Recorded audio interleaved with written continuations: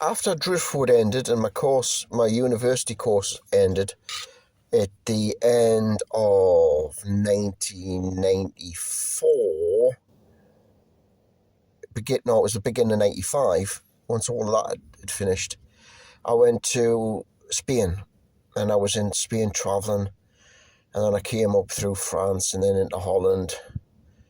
And the whole time I was travelling with my girlfriend, she was a Dutch girl, and basically this girl we were together for 2 years back in Sunderland. So the whole time I was doing Driftwood, I had this Dutch girl on the back of my scooter. So I'd done that travelling. Now, I was I was in Holland, I was looking at this MTV, and it was all happening in Holland. It was all happening, in London, or it seemed, back in Britain it seemed anyway. Oasis, Blur, it was all on MTV, it was all kicking off. I thought, I've got to be back, I've got to at least try London with my music. I've got to go to London and try to become a rock star one last time. It all just seems to be happening. It's definitely not happening in Holland. So that's what I did. I went to London in the end of 95, and that relationship ended.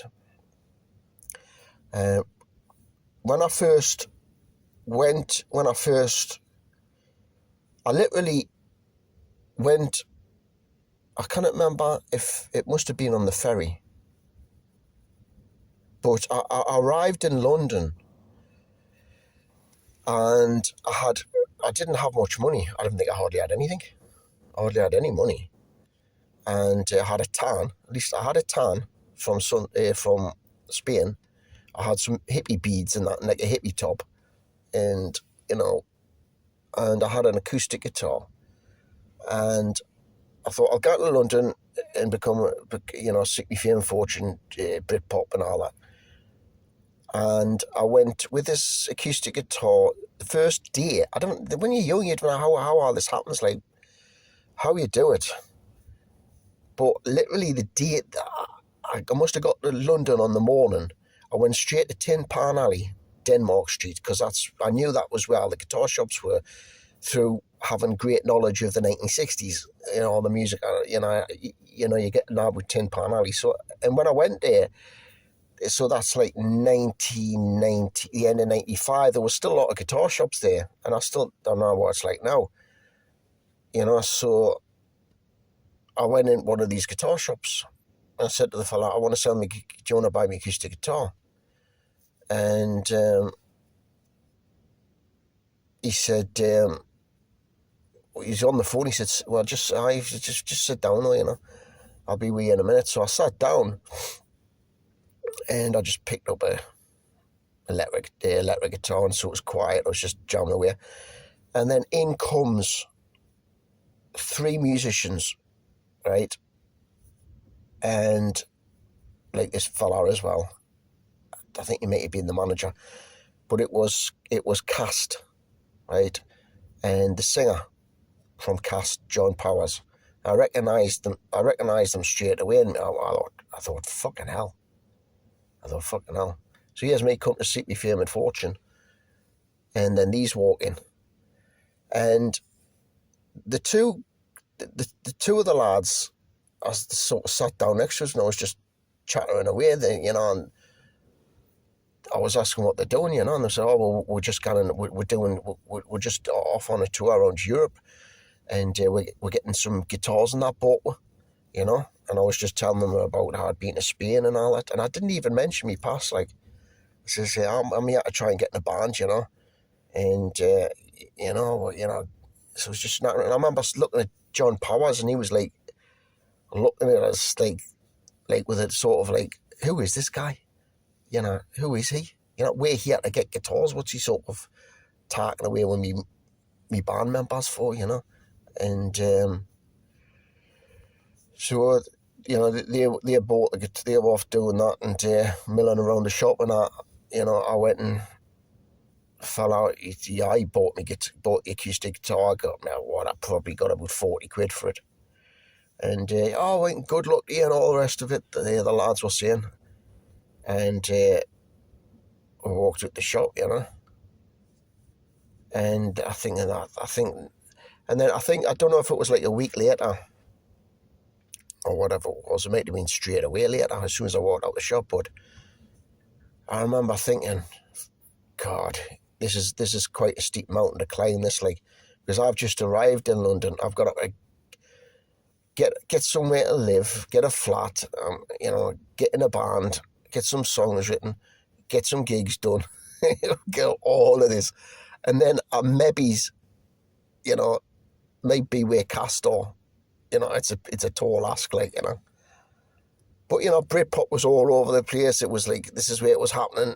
So anything's possible. Like, say if it was the 1960s and it was 1965, it went on for a good few years, and that's what you had to be in London in the 60s. So maybe you have to be in London in the 90s for the Britpop thing. And that's why I went, because of the 60s was my thing. I was always at the 60s, and God, it's happening again. It seems to be happening again. That's what it looks like on MTV back in Holland. And I've come here literally the first moment that was a thing as well. That coincidence happened. Like when I went to the States, America, when we met Steve, we landed in the plane at JFK, and then we went to stay in the hostel on that night. The very next morning, like it was 9:30 in the morning, I says, Steve, we're going to the Dakota building. He says, what's that? I says, that's where John Lennon lived with Yoko. He's where he got shot outside there. He says, we're going there. He's right, all right. And so went there, and I was sort of stood outside the Dakota building, and this fella goes, if you come back at 12 o'clock, Yoko turns up in a limousine, and she comes out and she goes into the building. I says, really, aye? So I went into Central Park and just had a look about, and then I came back at 12 o'clock, and that's exactly what happened. She got out of the car. I said hello to her and that. I says, can I get me photo taken with you? She says, yes. I says, brilliant. And then she giggled and she said, brilliant, the word brilliant as well. So that must have reminded her of John. I got my photo taken and give her a little cuddle and that, and off she went. So this thing with cast when I was, these sort of things happen to me. Like, it's literally always happens on the first day. So was it a week later, I maybe started thinking, it's a bit of a mountain to climb. But I did sort of remember thinking, if maybe I have had my time, maybe it's my time with being with Art and Craft, maybe because I was young in Art and Craft, I was only the same age as these lads out of cast, and John Powers and Noel Gallagher's and Damon Albarn's. I was their age. Well, I think because I'd done the Art and Craft thing and the heavy metal thing in 16, 17, 18, it felt like, maybe, but I was just because I got to do that young. But, I wasn't trying to do Britpop and be in a Britpop band as an older bloke. A helicopter going past. As an older bloke, I was their age. That was my generation. We were into the 60s. But I remember thinking that, like, maybe, maybe I've had my time. And then, years later, I look back. I wonder how John Powers is doing. And of course, this is about 10 years ago. I'm looking, of course, he's just, he's got the big beard.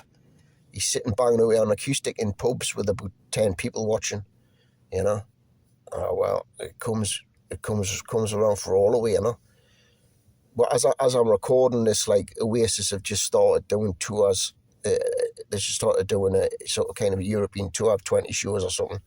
And they've got Cast and the Verve supporting them. So I've seen some interviews with John Powers talking. So he's on a high at the moment. I mean, he's doing that. I mean, fair dues, But, was it Ferry Across the Mersey? I always thought he was like that,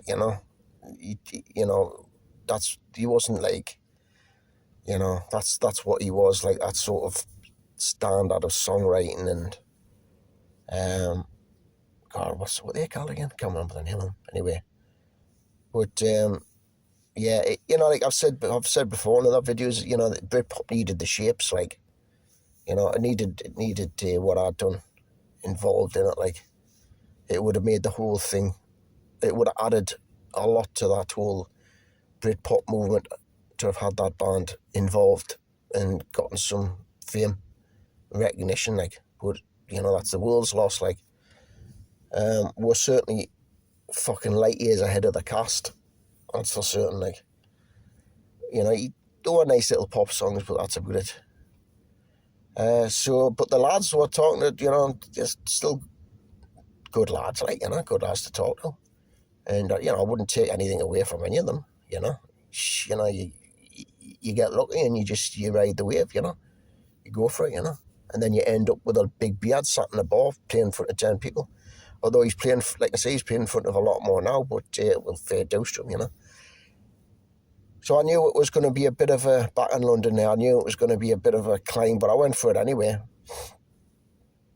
The relationship that I'd been in had finished, so I needed to concentrate and move on, and no better place than busy London to be doing all that. Like, that was an experience as well. Just basically 18 months, maybe a year and a half or something to 2 years that I lived in London, and I got a job as a motorcycle courier.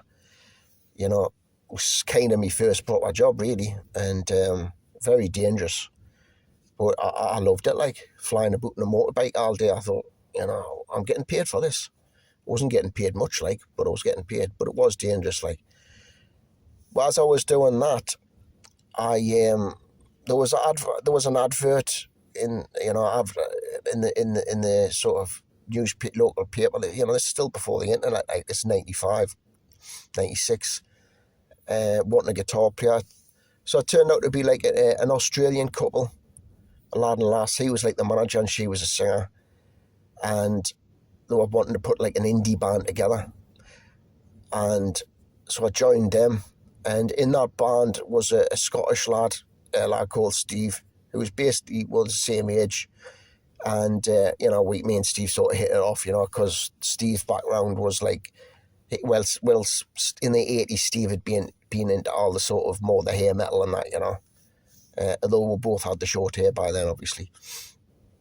So me and Steve were sort of buddies in this band, like, and we'd done gigs around, I think Dingwalls we'd done, we'd played gigs in Camden, around London, but it became obvious to us straight away that, the band was, I created all the background, the music, the riffs and all that, because this fella, the manager, who was the girlfriend of the singer, he had his a home recording studio, which was, one of the first ones really at the time. It was still a rare thing. Your multi-tracks hadn't really came out yet. But, no problem coming up with all the riffs, but the vocals were a bit poor. And it was never going to get anywhere, like, because basically the singing wasn't good enough. And my heart wasn't in it, because, by then I was sort of thinking about maybe it's just knocking the music on the head for a bit, And one day at rehearsals, I says to Steve, the guitarist there, I says, you know what, Steve? I says, I've always fancied going to America. I've never been to the States. Do you want to go? And within the blink of an eye, Steve goes, aye, all right. And I says, well, really? He says, aye. I says, right, mission. This is the mission. I says, give us 6 months, and I need to get the money together, and we'll go. And of course, Steve was like, oh, aye, of course we'll. But Steve had money because he'd been working in as a painter and decorator, I think, in London for a good few years. He'd been down there for a few years, and but I didn't have any money in the bank, so I had to get the money together. So the motorcycle courier job would enable that, and that's that little chapter. What happened then is, which I'm going to do a separate video. I need to think, and I want to, because it was such a big thing, the American thing, the American Rob and Steve's amazing American adventure of like 1997. I need to think about that. I don't know how I'm going to do that in the future. It would make a fantastic movie, like, and probably AI can do that, you know. So, I mean, from start to finish, that was just a road movie, you know. A hell of an experience. You know, that would be the best experience I've had in my life, like, just because the backdrop was the United States, you know, the whole time. You know, riding Greyhound buses, hitchhiking, going up to Canada and doing the world's most dangerous job, crab fishing off the northwest coast of British Columbia, Canada. You know, and all of them, it is officially the world's most dangerous job. So I gone from hardly doing any jobs to doing the world's most dangerous job, officially. That's very typical of me. You know, meeting Yoko Ono, going to Elvis's, you know, the mansion there, the Grand Ole Opry, went there, just cycled across Alabama and Mississippi.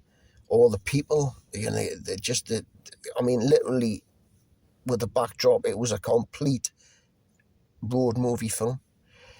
And, you know, I suppose as a kid, you know, you think, oh, you become a rock star, you know, and go on tour and all that. That's the ultimate. But you don't. I realise you don't have to become a rock star to have like ridiculously, you know, amazing, you know, adventures. Like, you just buy a plane ticket and gone, you know, and it'll work itself out. You know, the script, the movie will play out in front of you, and you'll just go along with it.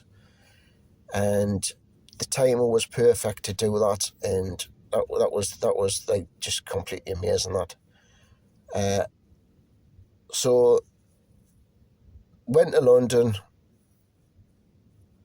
tried the Britpop paint thing, realised in Camden and all these places when this band when we were doing these gigs, there wasn't really much of a scene happening, and realising the whole thing was just television and MTV hype, really. You know, it wasn't really a thing. You know, and if it had been a thing, it was dead and buried by '96. You know, they always reckon that if you're gonna be part of like a music movement, you've got to be there before the beginning. You know, not like as it's happening, because as it's happening, it's already finished. Because you've just got the top bands on the television. But I think the whole thing was just a manufactured thing anyway. You know, I really do. And it basically ended up being the last sort of big thing, the Britpop, you know, in terms of bands and that, you know. What came after that, you know, the Arctic Monkeys, you know, and those are that sort of second wave of bands after Britpop, because the internet just started kicking in. You know, the early 2000s, you know, some of the bands managed to get off their feet a little bit, but not far, like, because the internet was just impacting the music industry so deeply, you know. And it you know, it turned out it was pretty much, the whole thing was done and dusted by really the year 2000. It was, you know. Years later, I bought the multi-track equipment when around, you know, around that time, as the internet was kicking in. You know, all this technology, the multi-track technology was kicking in as well. And you know, the whole hype of you buy a multi-track recorder, you buy your home recording equipment, and then you can get your music on the internet. You don't need record labels, you don't need managers. You just get your music up, people listen to it, you make money, and then you can put a band together and go off, and people come to see you. I mean, it sounds completely naive to say that, but that's basically what everybody thought was going to happen. Like, but you know, they go on about Napster, like, and all, you know, these other sites, you know, pirating stuff. But I mean, there was no more a bigger pirating thing than YouTube. So I'm still amazed at how, like, YouTube got away with it. Managed to get all this pirated stuff on, and it's just, I mean, the whole thing's bizarre, really. And it's all still up there, and everybody just went, well, that's just the way it goes. Very, very odd. But back then, done the London thing, went and had this amazing adventure in America, ended up in country cottages in Northumberland, beginning of the 2000s, started my Geffen music project, and done that for a few years. And then the next thing that came along, which I'll talk about next, is Argencast.